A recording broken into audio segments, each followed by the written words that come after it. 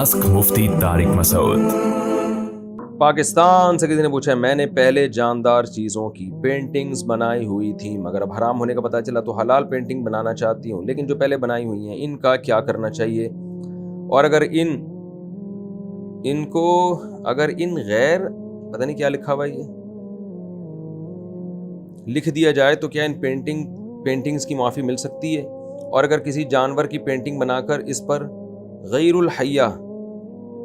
अल्लाह आलम ये क्या लिखा हुआ है इन्होंने लिख दिया जाए तो क्या वो भी शिरक होगा।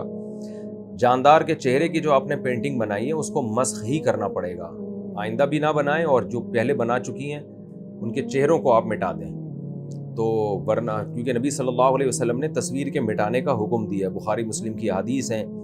हज़रत अली को बाकायदा इस मिशन पे भेजा था मदीना में आप सल्लल्लाहु अलैहि वसल्लम ने, मदीना शहर में, कि जहाँ कोई तस्वीर नज़र आए मिटा दो उसको। तो इस्लाम में शदीद ज़रूरत के बगैर आप तिमसाल यानी जो प्रिंटेड तस्वीर है वो नहीं रख सकते आप। नबी सल्लल्लाहु अलैहि वसल्लम ने फरमाया, इन्न मिन अशद्दिन नासी अज़ाबन यौमल क़ियामतिल मुसव्विरून, सबसे सख्त तरीन अज़ाब तस्वीर बनाने वाले को होगा, तो इससे इज्तिनाब करें।